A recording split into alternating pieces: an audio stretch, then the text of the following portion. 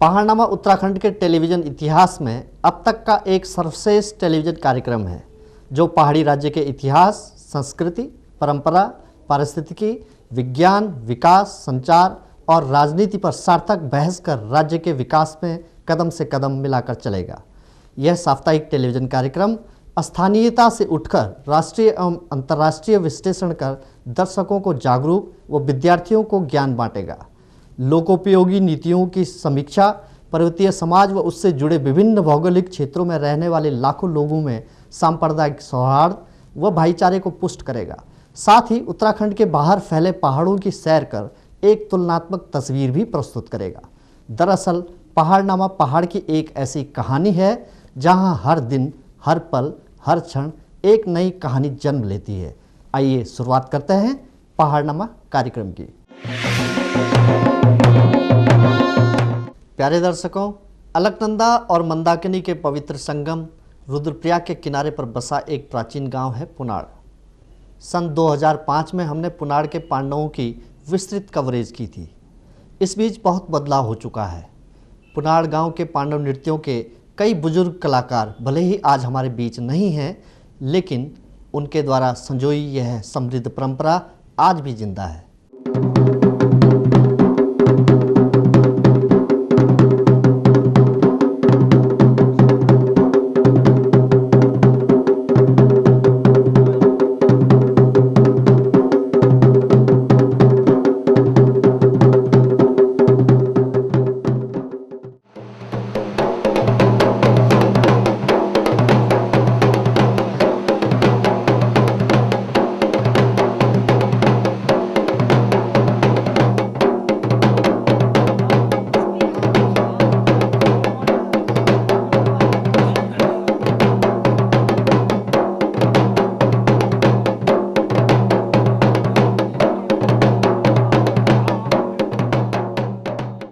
बर्फ का घर बना गढ़वाल, जहां अपनी चमक दमक से प्रकृति चितेरों को पास आने का आमंत्रण दे रहा है, वहीं गढ़वाल की चोटियों, पाखों, गांव में इन दिनों ढोल दमों की तरंगे सारी घाटियों को संगीतमय बना रही हैं।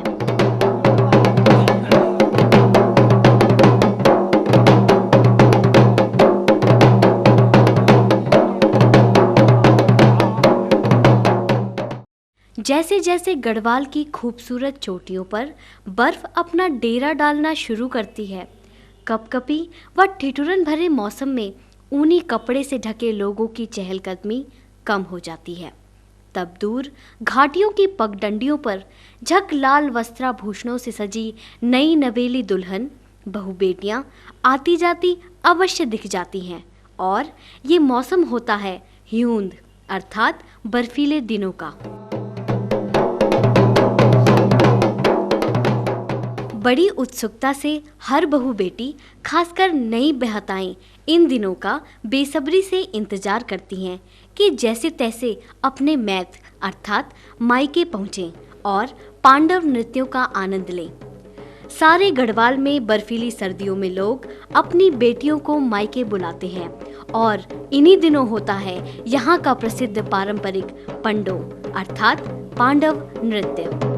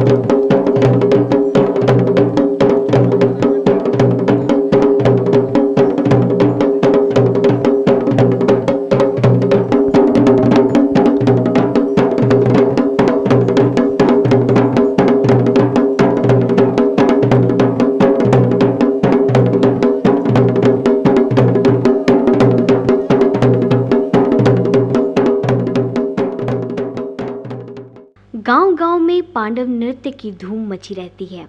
नाते रिश्तेदार, सगे संबंधी, मित्र बंधुओं, पांडवों को सादर आमंत्रण दिया जाता है।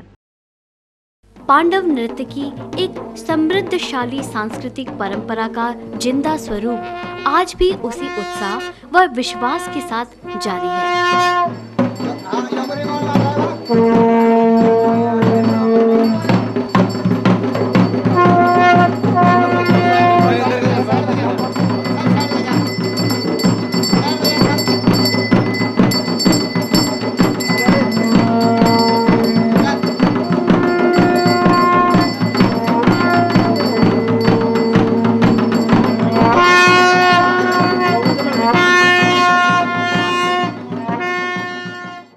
यूं तो गढ़वाल प्राचीन समय से ही देवभूमि के नाम से जाना जाता रहा है, किंतु देवताओं के द्वारा विभिन्न समय पर किए गए प्रवास व उन स्थलों पर उपस्थित चिन्हों से देवभूमि की पवित्रता व तथ्य स्वतः ही स्पष्ट हो जाते हैं। प्रमुख रूप से पांडव नृत्यों का कार्यक्रम अलकनंदा, मंदाकिनी, बालगंगा, भिलंगना घाटी, धनपुर पट्टी, लस्य बांगर पट्टी के अतिरिक्त अनेक क्षेत्रों में काफी धूमधाम से होता है।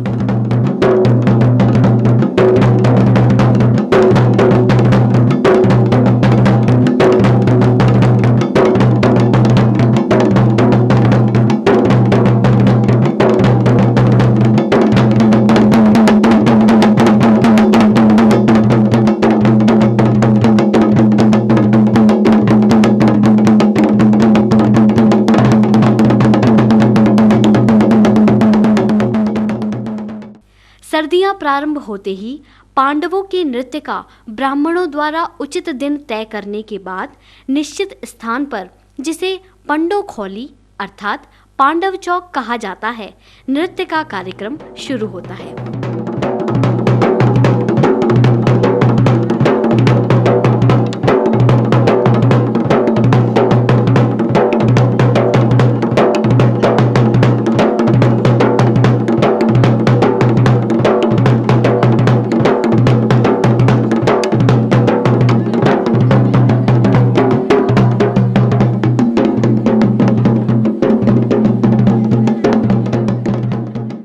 वहीं पास में एक घासफूस की झोपड़ी बनाई जाती है, जिसे पांडवों की कूड़ी अर्थात पांडवों का घर कहते हैं।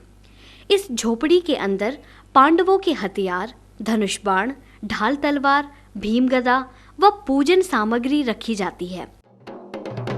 गांव के दासों के तने हुए ढोल दमों की आवाज व भंकोरों की दूरभेदी आवाजों से सारे वातावरण में अजीब सा उत्साह व रोमांच पैदा हो जाता है।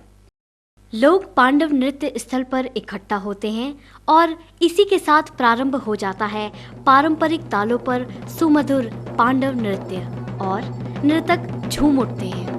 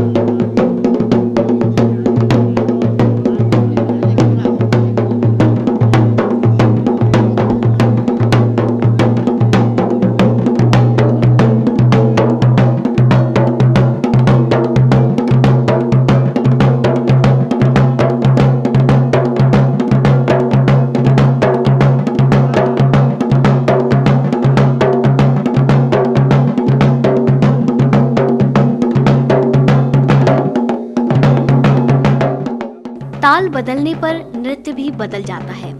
पंडित जी द्वारा नृत्य स्थल का शुद्धिकरण किया जाता है। दास भी मधुर वार्ताओं के गीत गाकर देवताओं का आवाहन करते हैं।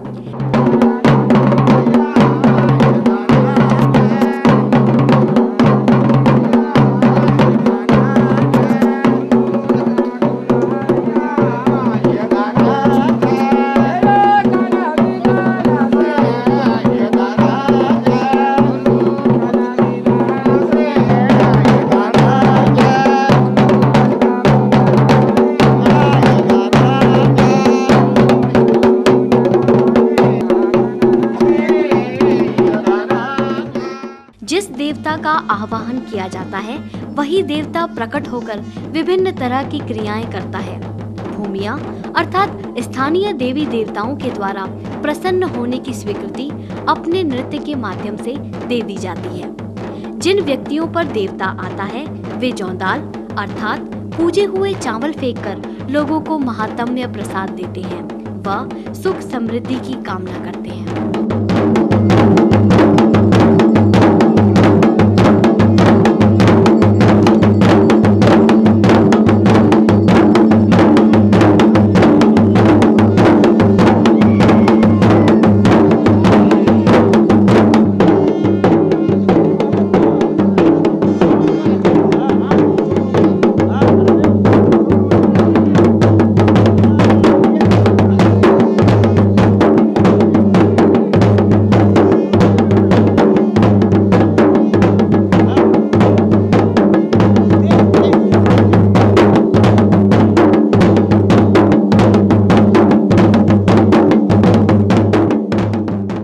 प्यारे दर्शकों, पुनाड़ के पांडवों की यह कहानी अभी जारी है। कहीं जाइएगा नहीं, हम अभी लौटते हैं इस छोटे से विराम के बाद। प्रारंभिक दिनों में पांडव नृत्य में गांव के बुजुर्ग, युवा, बच्चे सभी शामिल होते हैं। वे किसी प्रकार के प्रारंभिक वस्त्राभूषणों को नहीं पहनते। यह प्रारंभिक प्रक्रिया अभ्यास जैसी होती है। लगभग एक हफ्ते तक अभ्यास वाली प्रक्रिया के बाद तब पारंपरिक वस्त्रों में पांडव नृत्य किया जाता है।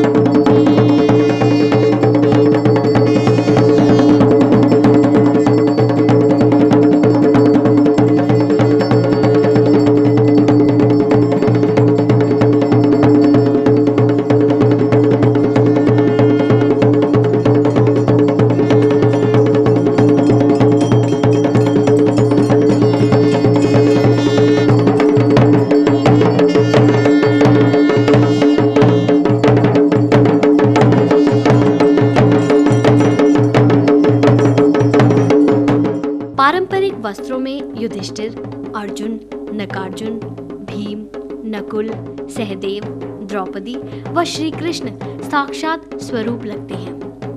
पुराने धनुष बाण, तलवार ढाल, गदा इत्यादि की सफाई व पूजा करके पांडवों की झोपड़ी में रख देते हैं, जिसकी नित्य सुबह सायं पूजा की जाती है।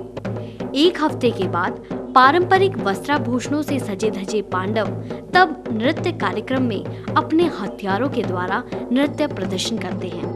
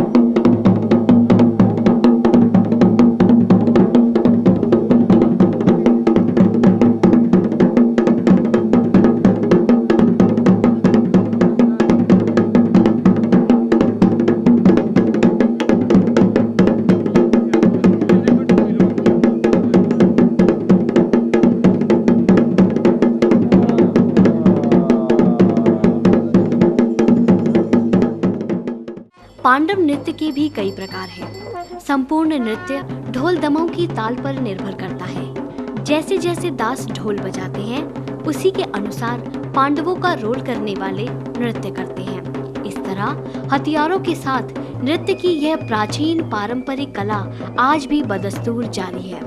व्यक्तियों में अवश्य परिवर्तन होता रहता है, किंतु नृत्य कला ज्यों की त्यों है। हथियार को बाहर नृत्य प्रदर्शन हेतु लाने वाला दिन बाण वाला दिन कहा जाता है।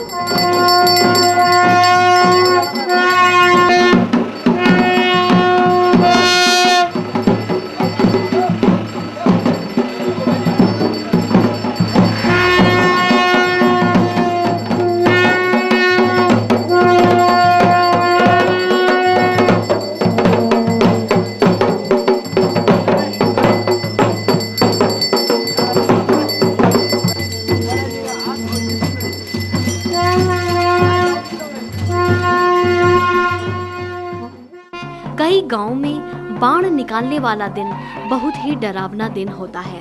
लोग कहते हैं कि इस दिन बहुत बयाल अर्थात एक तरह की शक्ति जिससे लोग बेहोश हो जाते हैं चलती है। इसमें कई लोग बेहोश हो जाते हैं, तब उन्हें भूमिया देवता व अन्य देवता जोर जोर से नृत्य कर इस शक्ति से लोगों को छुटकारा दिलाते हैं। इसलिए इस दिन का लोग डर मिश्रित कौतूहलता से इंतजार करते हैं कि बयाल कैसे चलती है, कौन बेहोश होता है और भूमिया देवी देवता किस तरह से बेहोश व्यक्ति को होश में लाते हैं।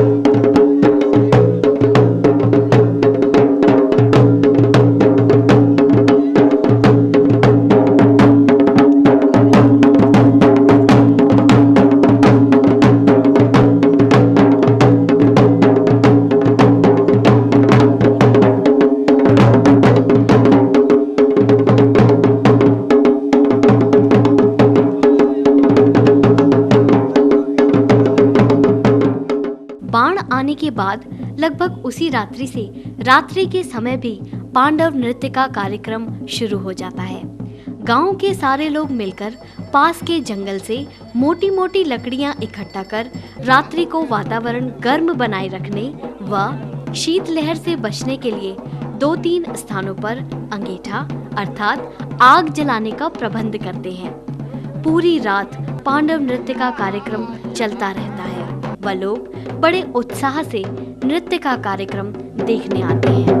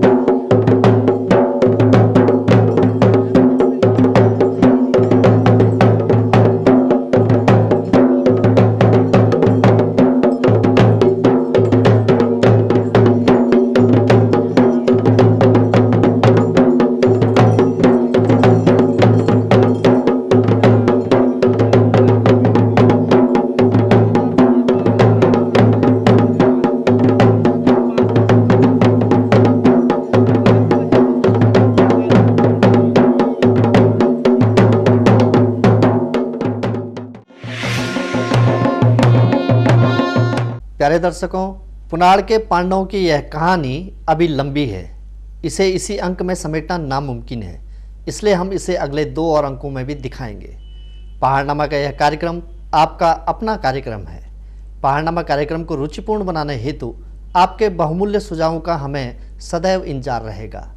आप अपने सुझाव हमें पत्र, ईमेल, SMS, फेसबुक और पहाड़नामा ब्लॉग के माध्यम से भेज सकते हैं।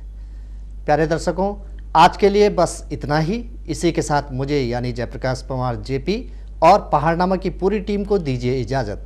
चलते चलते देखते हैं घन्ना घकाड़। नमस्कार।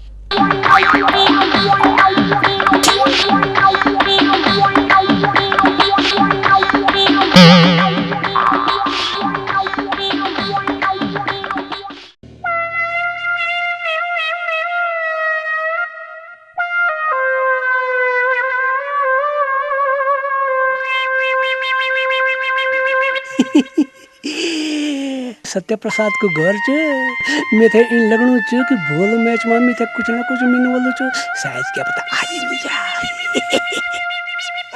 सत्य प्रसाद जी नमस्कार। नमस्कार। अरे मतलब राम जी, आज गौ माँ क्या मतलब से आन हुए? अरे क्या मतलब से आन हुए?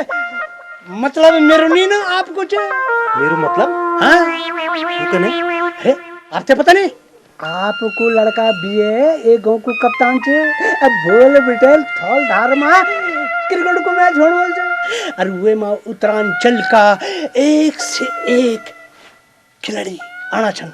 आपको अजुद्दीन को ना सुने नहीं सुनी छ तो उत्तरकाशी को हकमुद्दीन समझ गया और श्रीनगर बिटे की आशीष जोशी समझ गया और डुबनी टीरी बिटे कृष्ण कन्याल और पौड़ी से कौन आछन पता छे?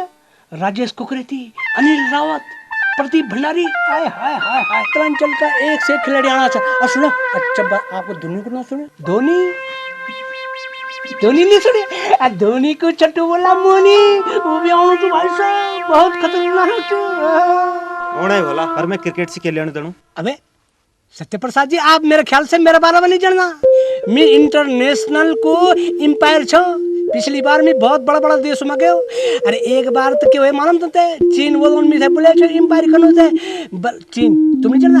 चीन है चीन नहीं जानना? चीन तो चीन में गए छो भाई साहब एम्पायर करनो पर अफसोस चीन में कोई क्रिकेट ही नहीं खेलते। अबे मेरे ख्याल से इन क्रिकेट को नौ कभी सुनी भी नहीं। ये तो गिल्ली डंडा को खिलाड़ी थी। ये बुढ़ा तो क्रिकेट खेल तो नहीं थे लेकिन फिर भी मैं था ये क्लीन बोर्ड करके खाट कर